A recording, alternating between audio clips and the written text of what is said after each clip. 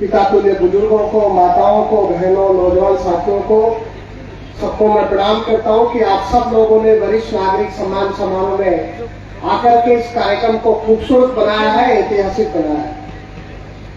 आज इस ऐतिहासिक मंच पर, क्योंकि ये राणावास की ऐतिहासिक धरती है, अणुतिया, राणावास, जगतपुरा, माजीपुरा, शिवसिंहपुरा, तेजपुरा, कल्याणपुरा, मार्की, यहाँ के सभी वरिष्ठ लोग यहाँ पर पधारे हैं। बाहर से भी हमारे बहुत सारे वरिष्ठ इस कार्यक्रम में आए हैं और मैं धन्यवाद देना चाहूंगा इस कार्यक्रम में उन तमाम लोगों को जिन्होंने दिन रात मेहनत करके खुद की प्रेरणा से इस कार्यक्रम को आयोजित किया है।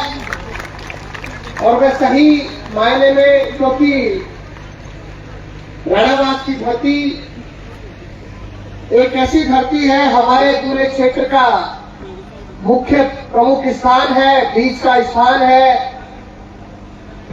पुराने राजनीतिक लोगों की ये जन्मभूमि रही है।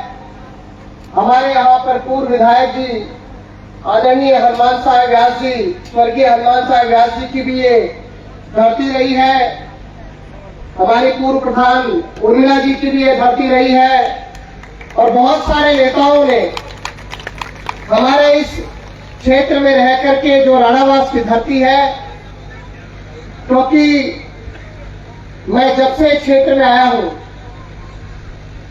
तब से राणावास के विषय में जितना मुझे सुनने को मिला, क्योंकि राणावास में जहां से चर्चा शुरू हो जाती है और राणावास में जिसका वातावरण अच्छा बन जाता है, सर पर ताज उसी के विधानसभा क्षेत्र में उसके सर पर सज जाता है।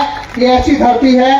आज इस कार्यक्रम में हम सबके बीच में मौजूद, हमारे इस मंच पर मौजूद आदरणीय हमारे बद्री प्रसाद सैनी साहब, नंदलाल जी गोठवाल साहब, इस कार्यक्रम में पहुंचे उमेश सिंह जी शेखावत साहब, समंदर सिंह जी शेखावत साहब, बजरंग सिंह जी शेखावत साहब, शंकर सिंह जी शेखावत साहब, प्रभात जी कुमावत, सायर जी शेखावत, प्रभात जी स्वामी, भगवान जी प्रजापत, कानाराम जी मीणा, मांगीलाल जी धानका, सुहालाल जी स्वामी, सुहादास जी स्वामी, बनवारी जी मिश्रा, हुकम जी बराला, कालूराम जी बुनकर, भोमाराम जी बुनकर, महादेव जी गुजर, महाराश्री, देवी साय जी बुनकर, बनवारी जी बुनकर, प्रभात साय जी बोबाशा, भैरू जी बोबाशा, पूरण जी गवारिया, पवन जी मीणा, बौद्धू जी गुजर, चोटमल जी जांगीर,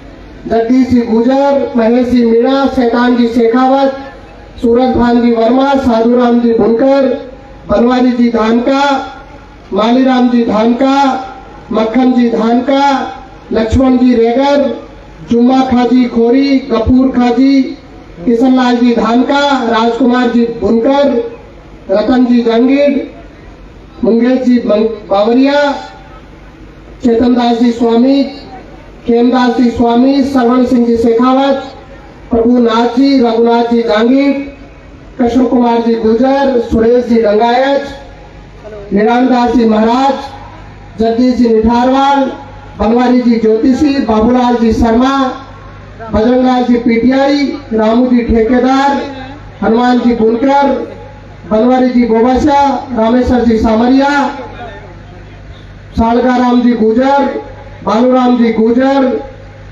बोधू जी गुजर, बंसी जी गुजर, बाबूलाल जी ठेकेदार, दुर्गा जी बुनकर, बाबूलाल जी प्रजापत, भगवान दास जी स्वामी साहब, अमर सिंह जी शेखावत, गजानन जी मैनेजर, बाबू खाजी अमरसर, इसाक खाजी, मंगल जी सैनी जगतपुरा, रामेश्वर जी पुरी माजीपुरा, नानक राम जी चाहर, हनुमान जी गुजर, नाथू जी बावरिया, हरसाय जी बावरिया, सूरज भान जी रजवानिया, रमजान खान जी, नागर जी सेठ, रामकरण जी गुजर, कल्याण जी चोपड़ा, हीरालाल जी उप सरपंच लाखनी से, हरि जी लाखनी, गिरधारी सिंह जी लड्डू जी की ढाणी, गणपत जी धोबी, इस्माइल खाजी, सुगल जी मीणा, मार्की से जगदीश जी मीणा, छाजू जी मीणा, रोशन सिंह जी, मनोज जी पत्रकार साहब, हनुमान जी मीणा, शिव प्रसाद जी मीणा, कालू जी बावरिया, महादेव जी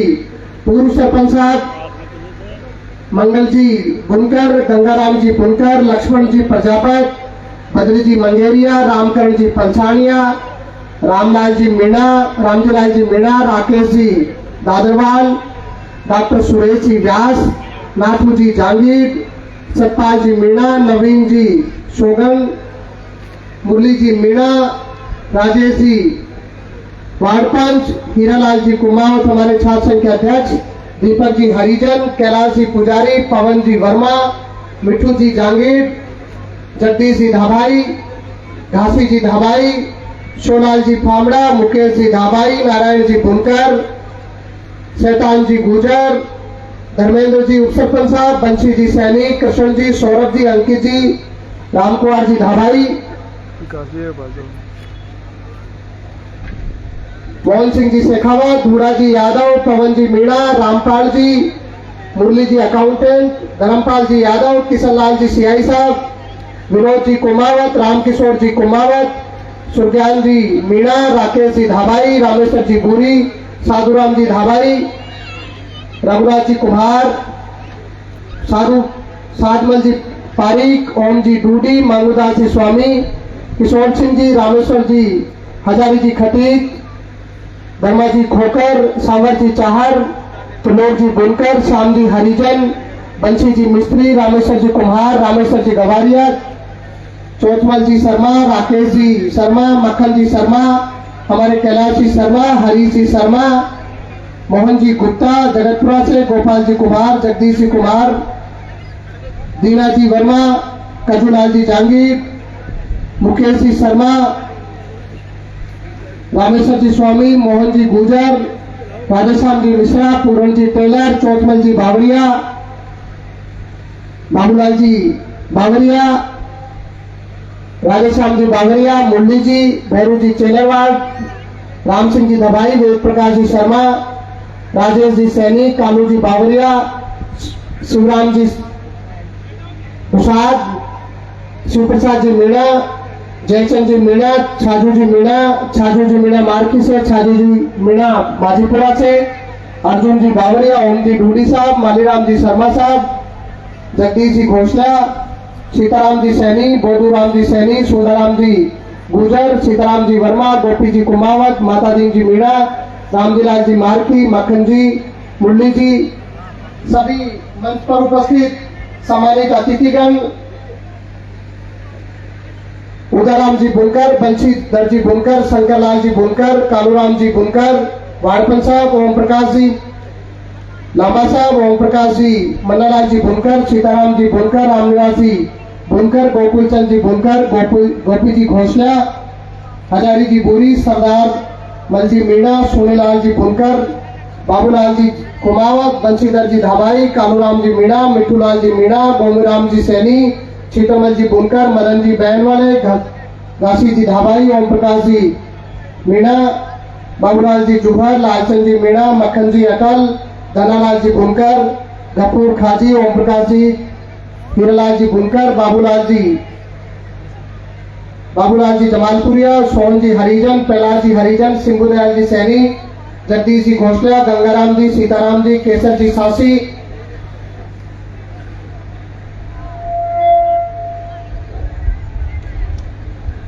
और सभी, मैं बहुत सारे नाम बोल नहीं पाया।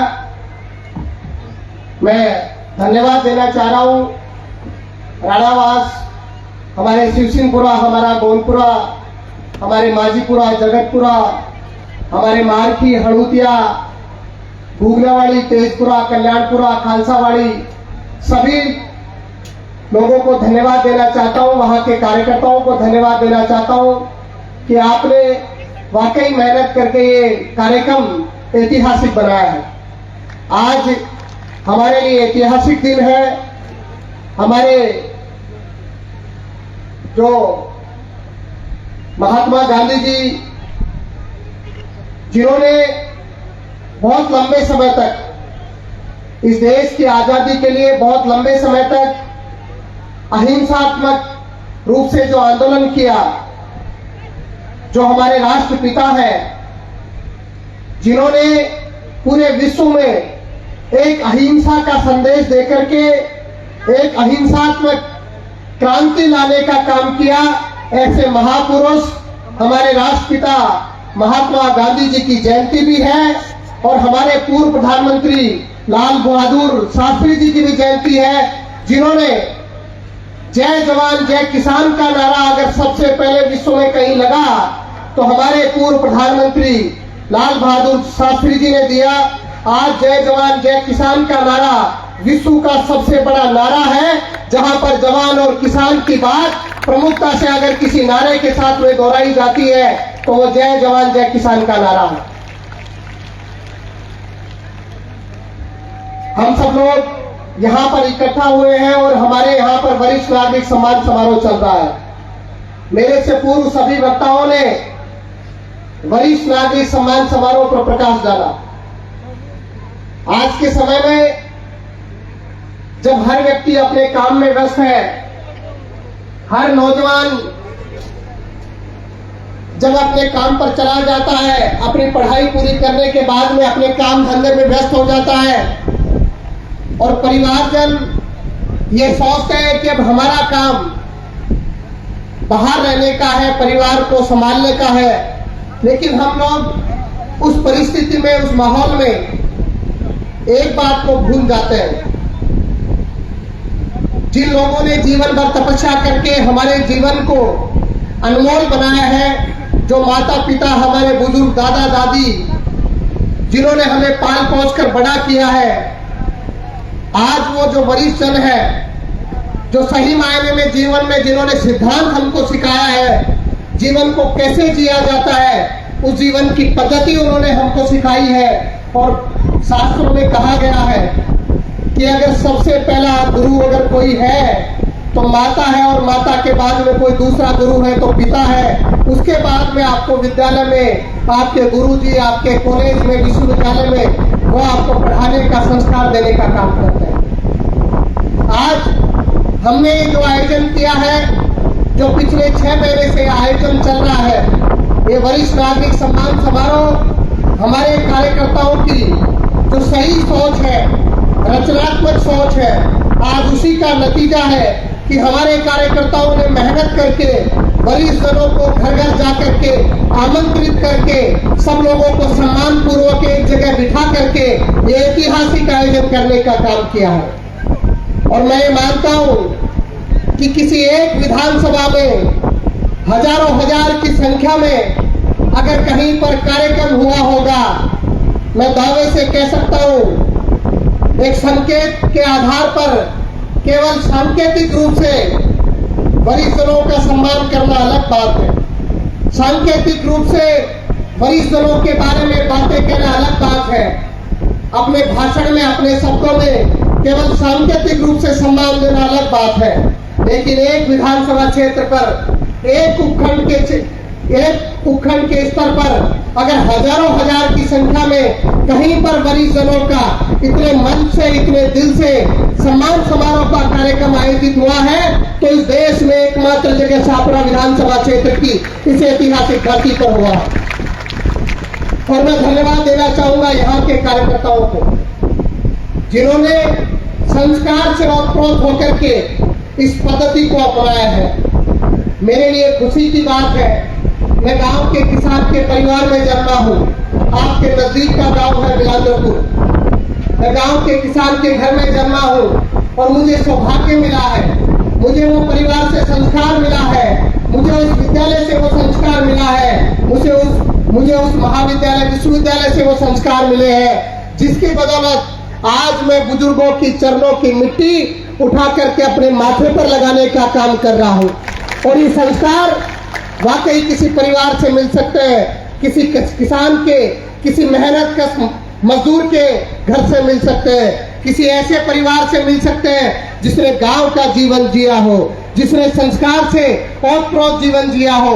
सही मायने में हमारे क्षेत्र में आज ये कार्यक्रम ऐतिहासिक इसलिए बन गया, आज राजस्थान के बहुत सारे जो हमारे साथी मुझे फोन करके पूछते हैं कि आपका एक कार्यक्रम है, आपके एक एक बुजुर्ग के पास, वरिष्ठ नागरिक के पास जाकर के सम्मान करते हो।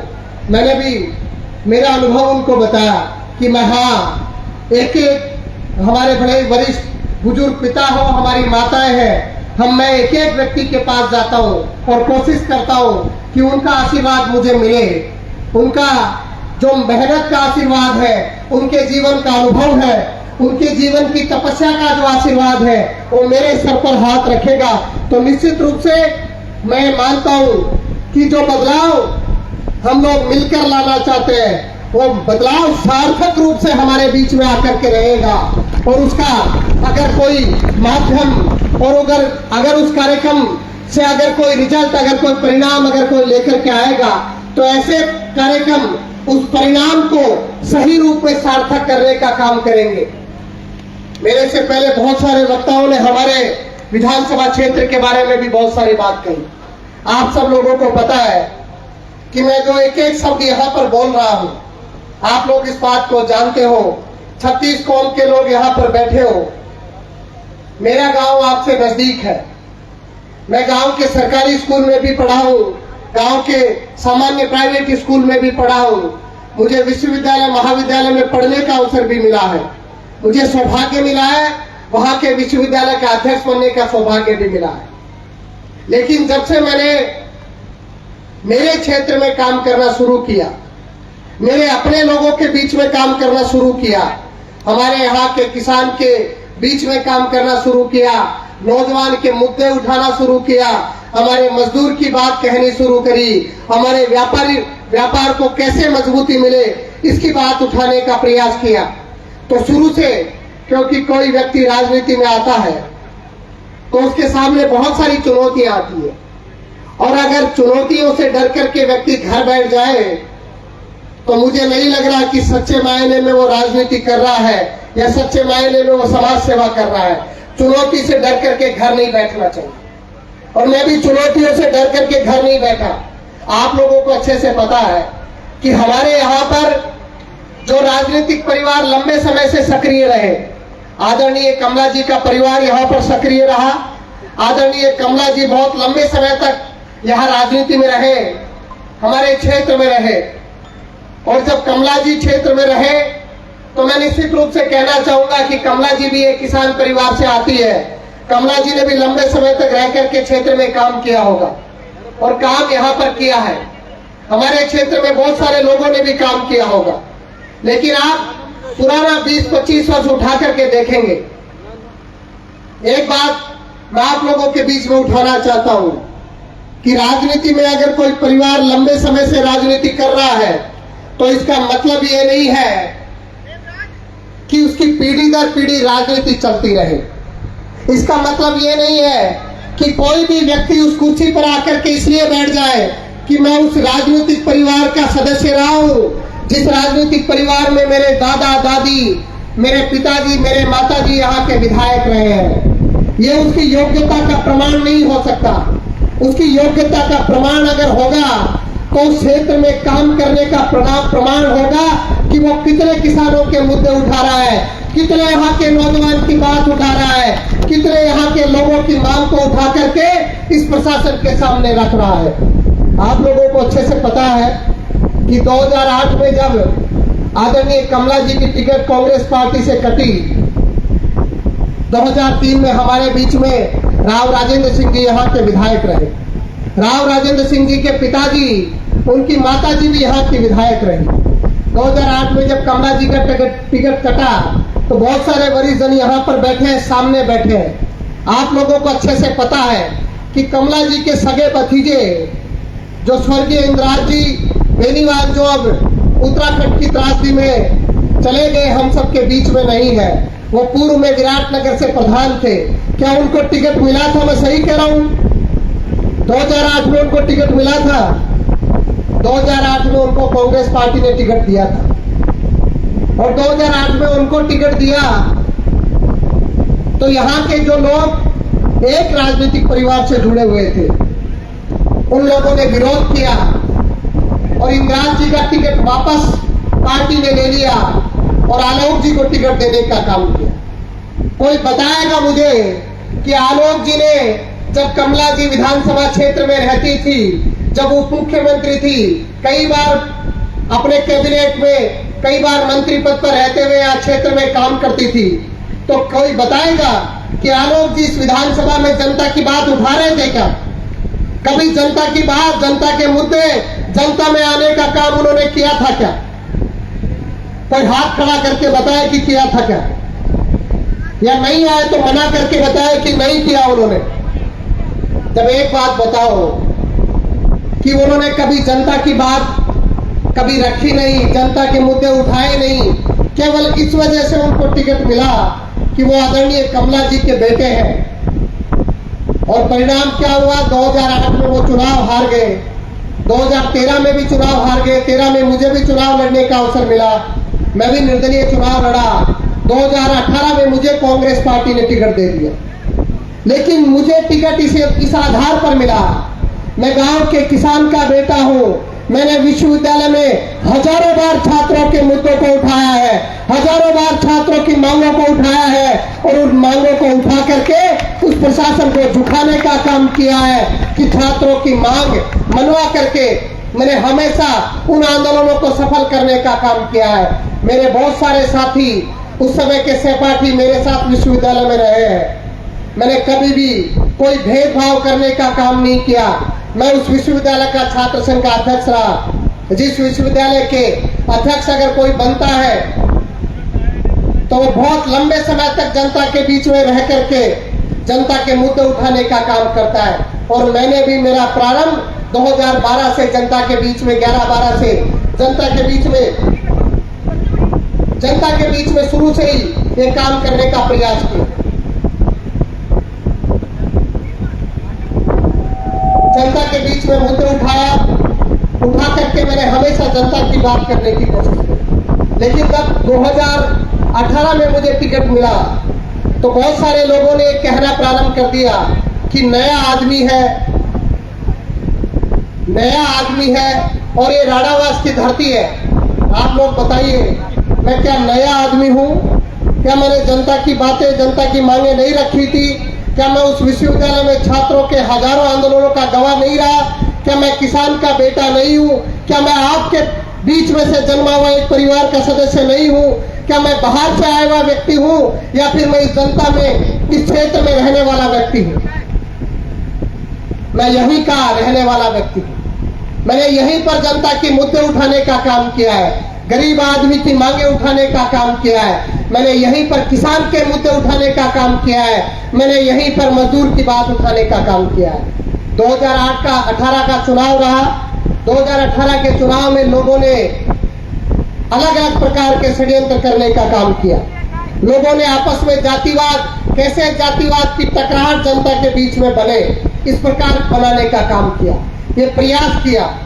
लेकिन मैं अपने सही रास्ते से डगमगाया नहीं। मैंने हमेशा वही बात जनता में रखी जो जायज थी, वही बात जनता में करी जो वास्तव में सही थी। मैंने वही मांगे हमेशा जनता के बीच में कही जो वास्तव में जनता के लिए हितकारी थी।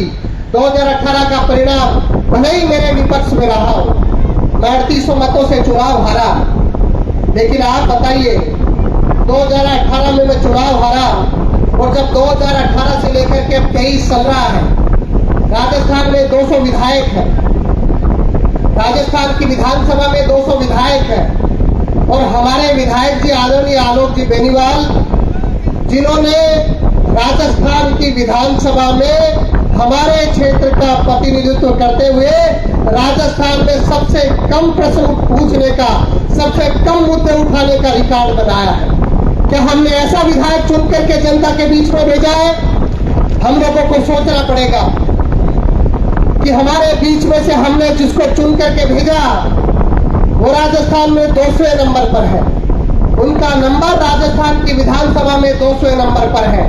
उन्होंने कभी भी किसान की मांग उठाने का काम नहीं किया, उन्होंने कभी भी मजदूर की मांग उठाने का काम नहीं किया, कभी भी महिला वर्ग की मांग उठाने का, मुद्दे उठाने का काम नहीं किया। कभी भी हमारा व्यापारी कैसे मजबूत बने, कैसे सशक्त बने, उसकी मांग उठाने का कभी प्रयास नहीं किया। और तो और आपसे 5 किलोमीटर 4 किलोमीटर दूर हमारे धानोता है। अभी 3-4 महीने पहले मुख्यमंत्री जी आए थे और मुख्यमंत्री जी ने जनता के बीच में कहा, क्या कहा? जिले की बात पर कुछ कहा कि नहीं कहा? बताओ सब लोग, क्या बोला जिले की मांग पर? सामने बैठे हुए लोगों से पूछ रहा हूं, जोर से बोलो देगा। जिला की मांग, जिला की मांग कौन करी? विधायक साहब, जिला की मांग कौन करी? जब एक बात बताओ कि विधायक साहब जिला की मांग कौन करी और मुख्यमंत्री जी बड़े सामान्य खड़ा और खड़े जी, अगर मांग करता तो कहता साहब मैं तो था अगर खूब चक्कर काटे जो कि बनाया बोले, लेकिन सही में मांग कौन करी? इसलिए हंसवा के अलावा कोई काम कौन करे।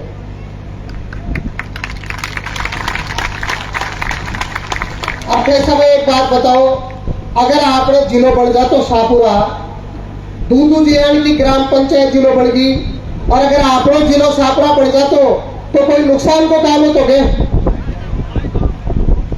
ताकि जो एईएन ऑफिस है रडास में वो एक्सीएल ऑफिस हो जातो, काय हो जातो? वो एक्सीएल ऑफिस हो जातो। आपने अठे जो महाविद्यालय खुल रहा थी अठे विश्वविद्यालय हो जातो, आपने अठे उपजिला अस्पताल से वो जिला अस्पताल हो जातो। आपने आपने कोई रिको से गया आसपास में शाहपुरा में कोई वर्षों पुराना रिको से गया आपने तो रिको खुल जातो, फैक्ट्री एरिया खुल जातो तो रोजगार पुण्य मिलतो। जोर से बोलो, पुण्य मिलतो, आप रोजगार मिलतो। और जिलो बढ़तो 19 जिला बढ़िया जी राजस्थान में कहता, लेकिन आप लोग जिलों को बड़े मुख्यमंत्री जी सामने रखेगा कि भाई जिला की मांग भी कौन करी। तो थे एक बात बताओ, दोषी कौन है? दोषी कौन है? हाँ तो खैर तो जो दोषी विधायक, मैं सही बता रही हूं। जिलो बढ़तो तो आप लोग जो नौजवान थे ना जो पढ़ाई कर रहे हो जो बाहर, वो बेरोजगारी में कौन घूमतो? अटे बोला रोजगार का केंद्र खुलता, अटे आपने बोला अस्पताल में अगर आज अपनी अव्यवस्था शाहपुरा में चल जाओ थे और थे रड़ा सड़ा तो शाहपुरा में जाओ ही बोले अस्पताल में लेट जाओ तो के थान तो पहले ही पता जो बड़े अव्यवस्था से तो चौमू लेट चल जाओ तो डायरेक्टली चौमू गाड़ी जाओ जो शाहपुरा बड़ी बेचारा मैं परेशान रही थी, मैं भी घूम फिर के तो चौमू आ जाए जी। वो रोड सही पड़े जगह बड़ी रोड को ना वो अस्पताल थोड़ा सही पड़े जा अपना सूचना चक्कर जाएगी। मेरा कहने का मतलब है हम लोगों को समझना पड़ेगा कि हमारे यहाँ के कोई कार्यालय हो वो भ्रष्टाचार से अछूते नहीं है। आज हमारा एईएन ऑफिस राडावास है, मुझे हर दिन फोन आते हैं, किसी की डीपी खराब हो गई, किसी को कनेक्शन नहीं मिला, किसी की डीपी खराब हो गई तो महीने भर तक उसको डीपी नहीं मिली। सही कह रहा हूं या किसान लोग बैठे हो, सही कह रहा हूं या गलत कह रहा हूं? बताओ आप लोग। ऐसी बेहाली है और वीसीआर की तो स्थिति खराब है। कौन का वीसीआर भरी जगह हाथ खड़ा कर बता दी, ईमानदारी से बता, झूठ मत बोल दो भाई। भरी कौन है वीसीआर? कब की 1,80,000 की वीसीआर पर गेड़े और फोन करो जो आई कीजिए भाई, चोरी क्यों करो जो आई कीजिए तो बाला भी आप पूछ करो जो थे अधिकारी जो जेब माँ का जेब में से पैसा निकले जो अधिकारी का जेब में जाए जी, फिर अगर जेब को परसेंटेज थे कि था अगर ले जाओ जो लेट जाएंगे कौन लेट जाए। तो आज जो बेहाली है ना इन्हें समझवा की कोशिश करो। आपने लोग डराओ ना आपस में, अरे यार मनीष बन जाए जो पहले एक नेताजी खरीदा कि यूपी बिहार बना देगा, क्लाइम बढ़ा दे लो। अब एक बात बताओ, यूपी बिहार खड़े और राजस्थान से और बात कर रहे जी यूपी बिहार की। अब बारे पता करो बात वाली कुर्सी तो बड़ी दूर चल गई, बाहर तो बड़ी दूर चल गई कुर्सी और कह रहे जी यूपी बिहार बढ़ा दिला। चलो यूपी बिहार बढ़ा दिला न बढ़ा दिला बात की बात। अब मैंने ये पूछो कि पूरा विश्व में कोरोना की महामारी आई, गरीब आदमी परेशान रही हो, तकलीफ में रही हो, कोई ने दवाई की जरूरत पड़ी, कोई ने राशन की जरूरत पड़ी, कोई ने ऑक्सीजन सिलेंडर की भी जरूरत पड़ी, कोई ने रोजगार की भी जरूरत पड़ी, कोई आदमी ने सार संभाल की भी जरूरत पड़ी और बोला लोग थी कोई को पिताजी चल गो, कोई की माताजी चल गई, कोई को परिवार को चल गो। तो एक बात बताओ, मैं दोनों परिवार कोरोना में संभालवा है कि ईमानदारी से बता जो भाई माताजी और कोरोना में दोनों परिवार छी जो आया के थे अब कड़ा, क्योंकि रोटी तो थाने बनानी पड़ी चीज थे बता रही तो भाई राशन की समस्या गरीब इलाका में सब में हो, लेकिन अब परिवार संभालवा कौन आया ना वर्तमान में पूर्व वाला केवल आप वाला परिवार में संभाल रहा था। यही लिए देख रहा था कि यार बाकी जान न चल जाए, बाकी तो जनता जाए बाढ़ में। सही खेलो जू गलत खेलो जू। अरे बताओ थाको बेटो अड़े बोल रहे थे, थाको भाई यो जो मंच वाला बोल रहे थे वो संभालवा आयो कौन आयो, एक बात बताओ जोर से बोलो देगा। अब आयो जो ना मने भी तो संभाल दो, खड़ा मने एक लन छोड़ दो, अभी मने मत छोड़ दीजिए। अब कल है मैं तो संभालवा था रहा है जो, लेकिन मने भी संभाल दो। जो लोग कोरोना में नहीं आए, कोरोना की ऐसी स्थिति रही जब कोरोना में हमारे बुजुर्ग बताते हैं कि कोरोना से पहले अगर कोई महामारी आई थी तो वो लाल बुखार आई थी 125 साल पहले, और उस लाल बुखार में इतने लोग हमारे बीच से चले गए थे, हमारे परिजन चले गए थे। उसके बाद में कोई महामारी आई तो कोरोना आई, और ये लोग जो राजनीति कर रहे हैं, ये लोग अपने घर पर बैठे रहे, अपने परिवार को, अपने खुद की सुरक्षा के लिए बैठे रहे, जनता के बीच में आने का काम नहीं किया, जनता के दुख दर्द को समझने का काम नहीं किया, जनता की तकलीफ को समझने का काम नहीं किया। ये मजाक की बात नहीं है।